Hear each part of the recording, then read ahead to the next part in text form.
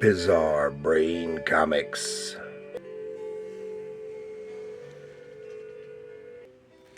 Oh, oh,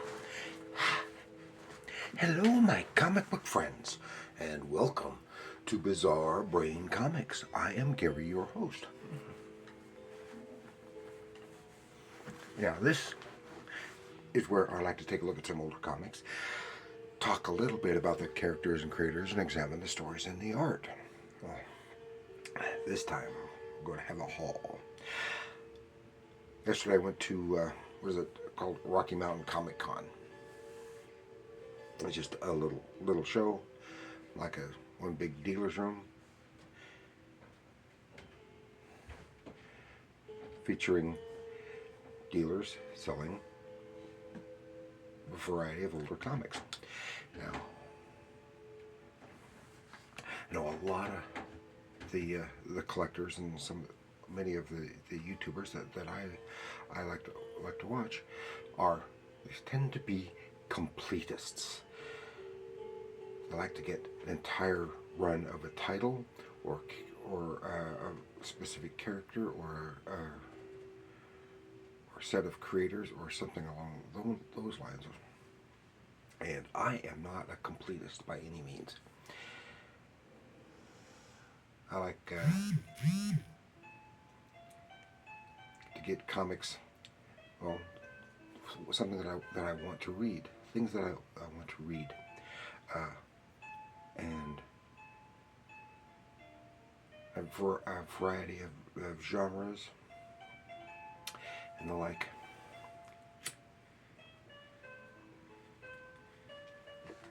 So I'm more likely to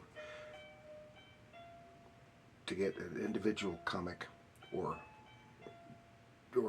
two or three issues, whatever, for to complete a storyline, but not try to get just because, well, I like this, I want to get all of them.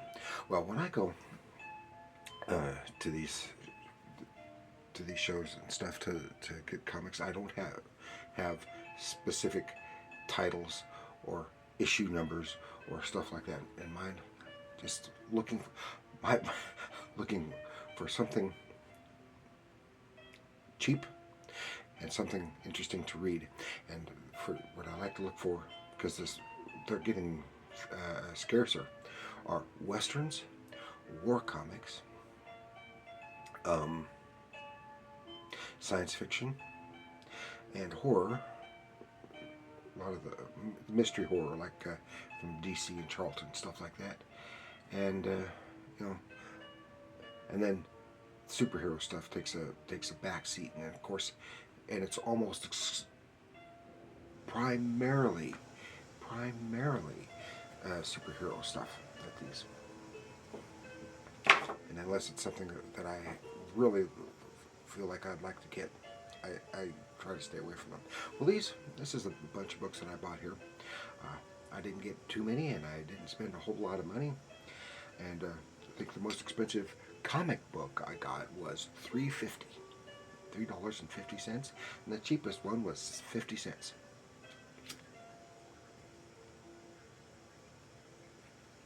And then I got one other treat after that, so that cost $5. So let's show you here. Go here. This is Johnny Thunder #1 DC Comics from 1972. I know that one of the main reasons, of course, they had very few westerns, and so I got this one. It sold at $2. But one of the main reasons I got this one is because I had this one when it first came out. Over the decades, I have no idea whatever happened to it, but I had this issue with a cool Alex Toth cover, and he did the art on the two Johnny Thunder stories inside.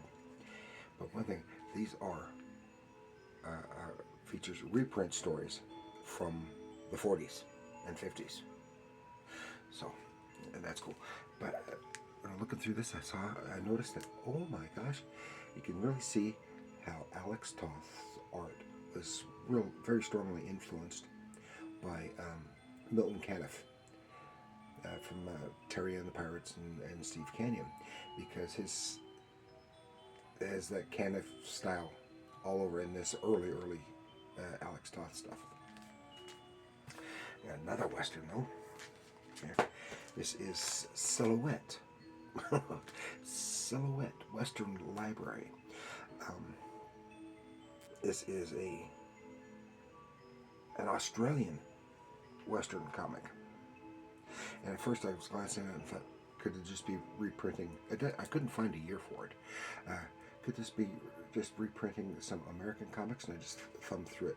It's definitely not, especially when I see the British spelling of some of the words instead of the American spelling.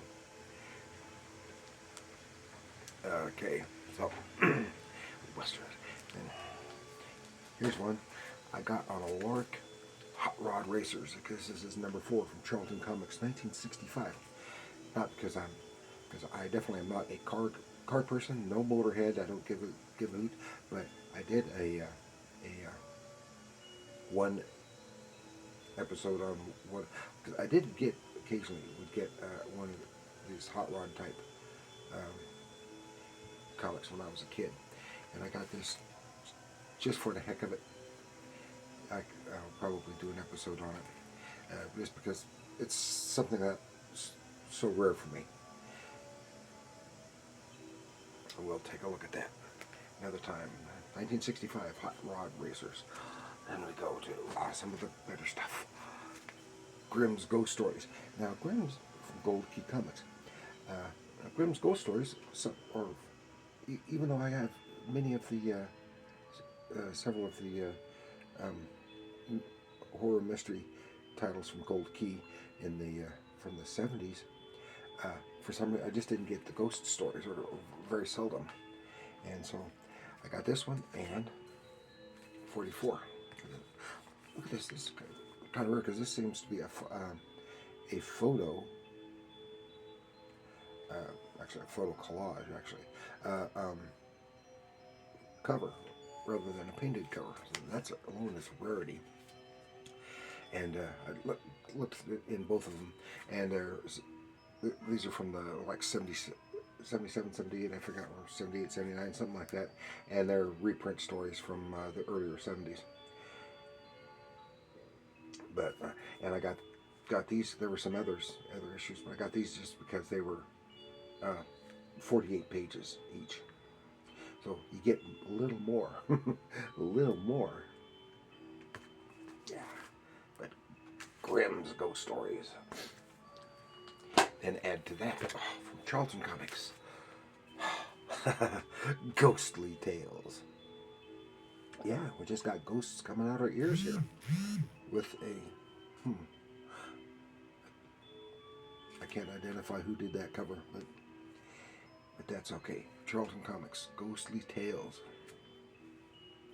Then we also have, in the same vein from Charlton Comics, Ghost Manor. And this is number 9. And this was the cheapest one that I bought. Steve Ditko cover. And it says number 9. I can't find a year. I can't even see a price tag on it. But it's most likely early 70s. So, but then we switch it up a little bit with Cursed Comics Cavalcade from DC Comics, an 80-page special. I've never seen or heard tell of this. Number 1, I think it was a one-shot. But what's interesting about this? Yeah, they're horror stories featuring superheroes. So that's Heroes Meet Horror, 10 Terrifying Tales. Ooh. And it's recent. By recent, I mean, just the last few years. I don't remember. I looked through it, and I don't remember what year it was. I imagine it came out around Halloween time. Then another slight switch up is Weird War Tales, with these starring G.I. Robot. And I couldn't pass this one up because G.I. Robot and the War That Time Forgot. Oh, come on, robots and dinosaurs. Who could pass that up? Oh, jeez. And then, here we go. G.I. Combat. Number 257. Featuring the Haunted Tank, Joe Kubert. Great Joe Kubert cover. And Battle Zone Eternity. This has some kind of Amazon warrior from Out of Time. Like this is one that's one of the more, like the other day when I was talking about some war comics, DC war comics have a tendency to be more realistic, but then they have throw in some fantastical elements. This looks all fantastical with like some kind of Hun ghost or something. I don't know. And an Amazon warrior in the midst of World War II in a tank battle. Jeez, that sounds cool. And then all the rest of the stories are more conventional. Here we go to this one's the most expensive comic that I bought. Hawk and Dove number 5 for 12 inches. I think this was 1969. And the entire contents. It was written and drawn by Gil Kane, and it looks cool and thrilling and exciting. And I have very seldom get Hawk and Dove at any time, but I get some occasionally. But I mean, Gil Kane, you can't. You shot the Hawk. And here we go to Marvel Tales, starring Spider-Man with the Punisher on trial. And this is was 89 or 90, I've forgotten what it was, somewhere about there. Reprinting from early 80s, late 70s, I've forgotten, because it's Marvel Tales. So, and funny thing is, so many of my Spider-Man stories that I read as a kid, I just thought I was getting Spider-Man. I didn't realize at the time that it's Marvel Tales. Stuff I was reading was reprint, and I wasn't getting the more current stuff, just because I liked them. And I remember I had the original issue of Spider-Man that introduced the Punisher, and I've always been a Punisher fan. He's gone up and down. I've not been, oh, he's the greatest. Nothing like that. But and I enjoyed all the Punisher movies, and it's largely because I was a fan of the Executioner books, and the Punisher is a direct. They even acknowledged that he was a direct swipe from the Executioner. But it was the Executioner books of the 70s and early 80s that I liked. I never cared for the later stuff, and the Executioner eventually found its way into comics too. So that's that one. Then we have Space Ghost. This is from 2005, I think it was. This is issue 5 of 6 miniseries, and I wasn't sure if this was from that miniseries or not when I first got it, but it. Look at that great cover, and it doesn't say, but I think that's Alex Ross, an Alex Ross painted cover. I'm not positive. Has some great interior artwork. And I got the entire story in here from a graphic album that I had checked out from the library a few years ago, and so it's really cool. It's a really good story, even though I can't remember most of it. It was cool, but now I've got this back because I love Space Ghost going back to the 60s, because I read it, I watched it originally when it was originally here. Then we go to the Squirrel Girl #1. You know, the unbeatable Squirrel Girl. You know, I've never actually read a Squirrel Girl comic, although I've read some that had her in it, and I've mostly seen her in some of the animated shows on various Spider-Man shows or Avengers or what have you. And I always got a kick out of Squirrel Girl. And if I remember correctly, she was a creation of Steve Ditko, or co-creation. And then we're going to finish up this part with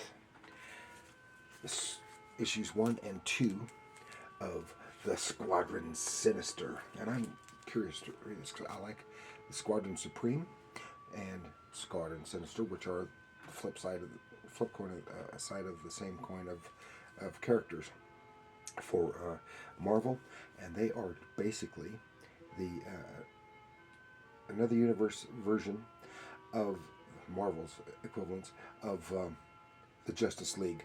Going back to the 70s, they first introduced them. They had, at the time, they couldn't do direct crossovers, Avengers against JLA, so they created their own version of the JLA characters and had them villains. And then sometimes had them heroes in their own universe and another universe. So they had so many different versions. This has got 2 versions of them, and I'm lost, but we'll see when I read it. But then the last thing I want to show you is not a comic book. This is Alien. Man has reached the stars, and it may be too late to turn back. But this is, I remember I saw this when it had first come out, and I've come across it once or twice before. It's always grossly overpriced. And the dealer sold it to me for $5.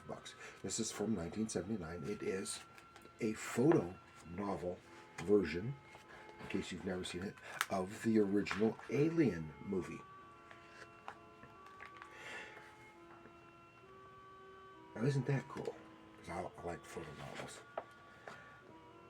And I've done episodes here featuring photo novels.